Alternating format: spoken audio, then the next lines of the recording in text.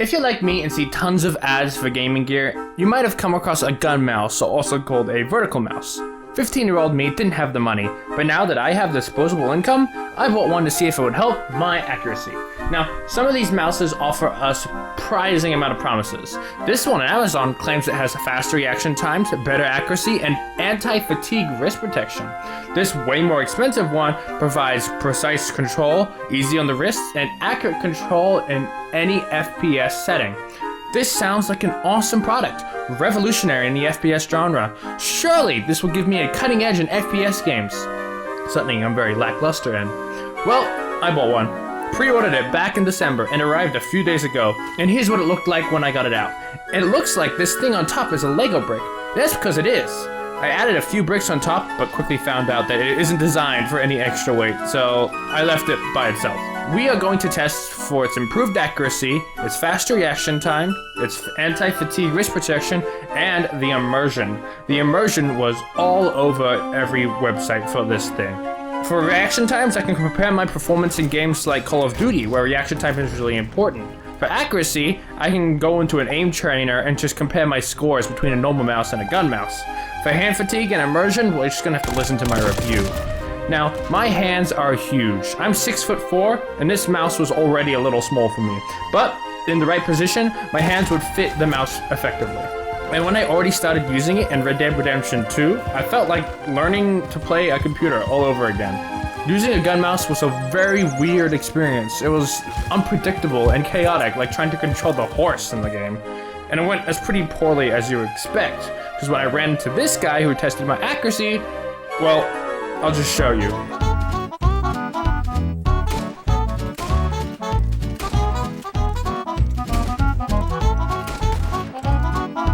As you can see, it went poorly. The mouse makes me unable to move the mouse in such precise movements to lock onto small targets. It got so bad, I had to use my movement keys to aim for me. I originally thought this was because of my mouse pad, so I got a new one and greased the bottom of the mouse as well. And when I got into Aim Trainer, I still had the same problem. I then turned down my sensitivity, and that fixed the majority of the problem, but didn't solve it. Keep this in mind because this mouse is not designed around this precision accuracy. If I wanted to have that long-ranged accuracy, I wouldn't have recoil on my mouse that shoots like a machine gun. For that reason, I decided to not do any tests that involved the extremes. Not only would that take an ungodly amount of time to perfect that precision, but the mouse just isn't designed for that anyways. Is this foreshadowing a bad accuracy score? Maybe. Nonetheless, I went into the first test, accuracy. In Aim Labs, I focused on 3 different tests. One where I shot long-range, moving targets with a semi-auto, one where I shot closer targets with a full auto, and another with gorillas throwing bananas at me. The results are as expected. For the first test, using the gun mouse gave me an average score of 443.5 with 55% accuracy. But using the normal mouse gave me a score of 538 with 55.5% accuracy. So though I used the same amount of shots, the normal mouse was shooting a lot more dots.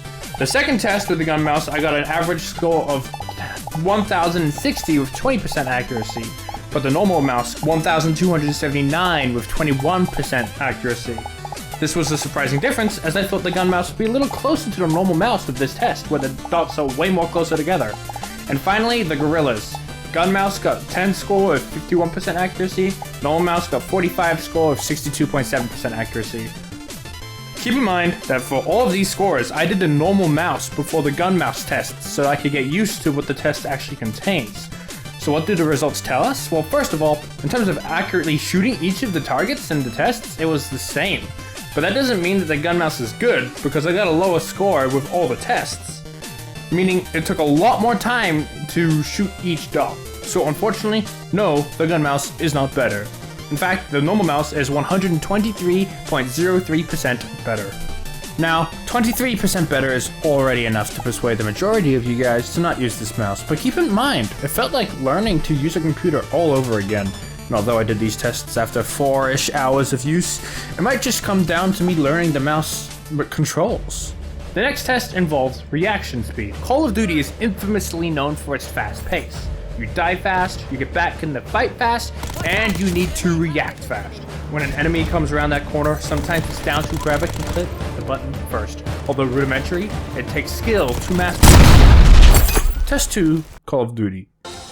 I once again applied the same logic of not using any of the extremes as evidence. So there was no snipers, as that would require a lot more precision, but Call of Duty was actually the most engaging of all the games I played with the gun mouse, because I was playing with actual recoil along with the mouse. But I will get into the immersion ratings later, but in terms of reaction speeds, I was not the best. In all of these clips you can see, it takes a while for me to be able to drag the mouse onto the enemy, and even then, I would drag past or too early very often. And although this is a much shorter section, my time to react is seen multiple times and is very slow, most likely due to the same reasons as before. So no, the gun mouse does not make me better at Call of Duty. Next is wrist protection. This mouse was seriously not holding up to the expectations I was hoping for, and I will continue doing more testing in games which matter about recoil, but when going for long periods of time, I needed a break from the fast pace and precision. So next up was Marvel Rivals. I started using the Punisher and Rocket because they were the only guys with an automatic firearm, and surprise surprise, I wasn't doing better than the normal mouse. I finally let go of the hope that this mouse would give me a cutting edge. I switched to melee characters. Nothing special happened, except for my wrist pain. Maybe it's my big hand, maybe it's my $600 gaming chair. Either way, my wrist was starting to hurt. I'm not going to pretend I know any of the sciences behind what form I should be using, but what felt natural was not working. This wrist pain was obviously not present when using a normal mouse. So what, that's it? Is the gun mouse just bad overall? In terms of helping me become better at gaming, it is very bad, but there was still one section left. Believe it or not, I was having fun. Something that is so hard to find nowadays. Is it a slow progression to an understanding that the descent of leaving the gaming genre? Who knows? But playing with the gun mouse on Call of Duty, giving myself a disadvantage, actually made enemies easier. Because I wasn't doing so well, I was up against players that were also a lot worse. No more getting sniped from the same guy from the 7th time. No more sweaty, jobless nerds who have nothing better to do but except play quick match on Call of Duty. No more jumping around or laying on the ground while shooting. It felt like I was smurfing. My friends often complain about how precise Call of Duty skill-based matchmaking was, but here it was working to my advantage. All the players in these compilations were doing pretty poorly, because I was as well. I actually had time to think, time to appreciate the little fun that was left in this game, time to feel the recoil, and time to feel immersed. Call of Duty was way more fun with this mouse. If you need to be thrown a weird curveball of controls while playing an FPS shooter, and you're rich and patient enough to spend $100+ and wait more than a month, then this mouse might be your calling. But overall, I had fun with this mouse. But hey, it's just a video game. If you're seriously invested into buying this mouse, don't let my review kill your dreams. Although my experience made my aim worse, you might have a different experience, because I might just suck at aiming.